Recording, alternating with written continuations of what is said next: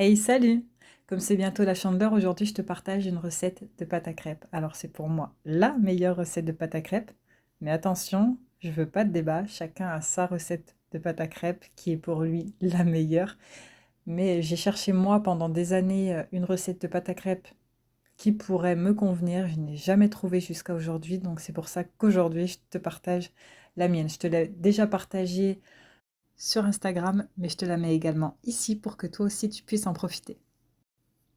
Alors avant de commencer la recette, il faut que tu saches que tous mes ingrédients sont à température ambiante. Si ce n'est pas le cas, tu peux passer quelques secondes ton lait au micro-ondes. On commence cette recette par ajouter dans un grand bol les 200 g de farine. On vient y ajouter les 50 g de maïzena. On mélange bien les deux.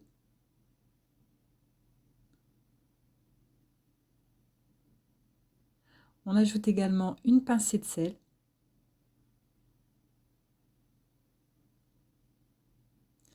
Une cuillère à soupe de sucre. Si tu fais version salée, ne l'ajoute pas.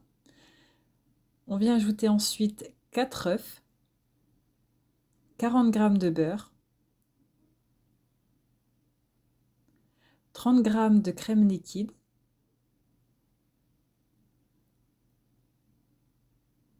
une cuillère à café d'extrait de vanille,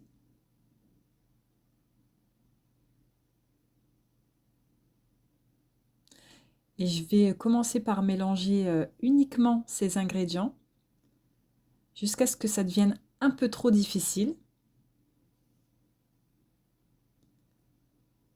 ce qui va me permettre d'éviter les grumeaux.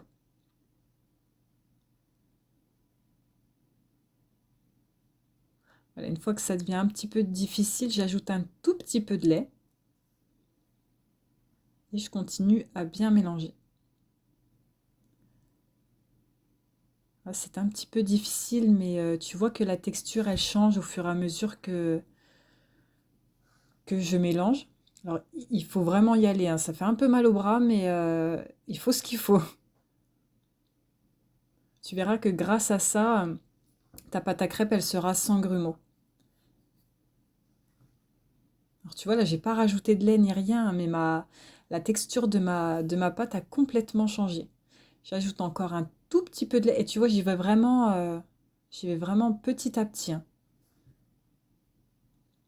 À aucun moment, je n'ajoute une grande quantité de lait. Et je mélange bien correctement entre chaque ajout de lait.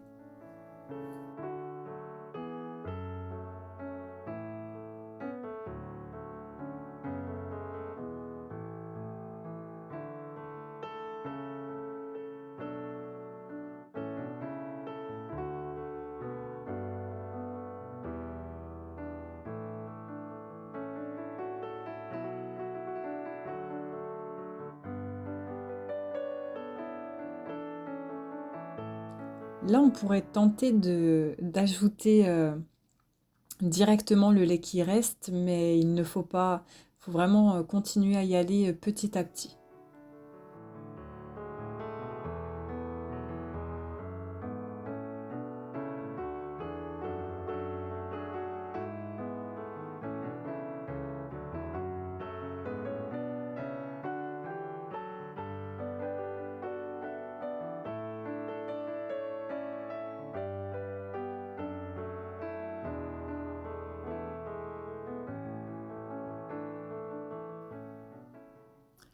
Là, je vais venir racler des bords à l'aide d'une maryse.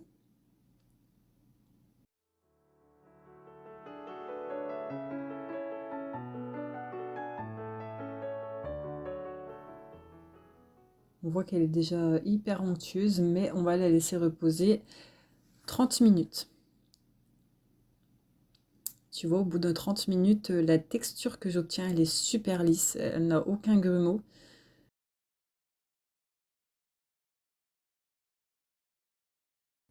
Vraiment, on dirait du velours, quoi. Elle est vraiment exceptionnelle, cette pâte.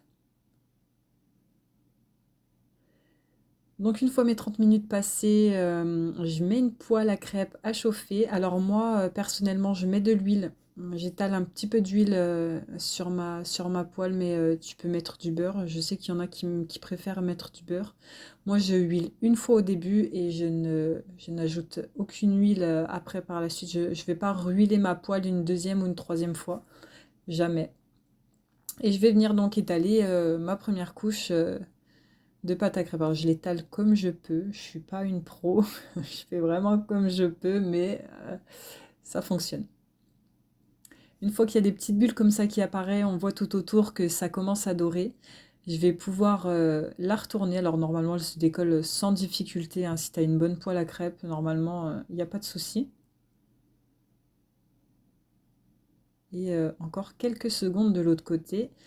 Et je débarrasse sur une assiette. Ah, je te montre pas en vidéo, mais je recouvre d'un torchon mes crêpes. Ici, je te montre une petite technique de présentation que j'aime beaucoup. Je la trouve vraiment très jolie, donc je voulais te la montrer. Voilà, c'est tout simple.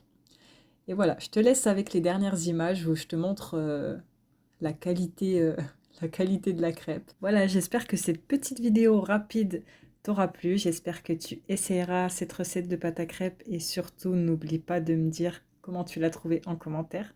Je te dis à bientôt pour une nouvelle recette.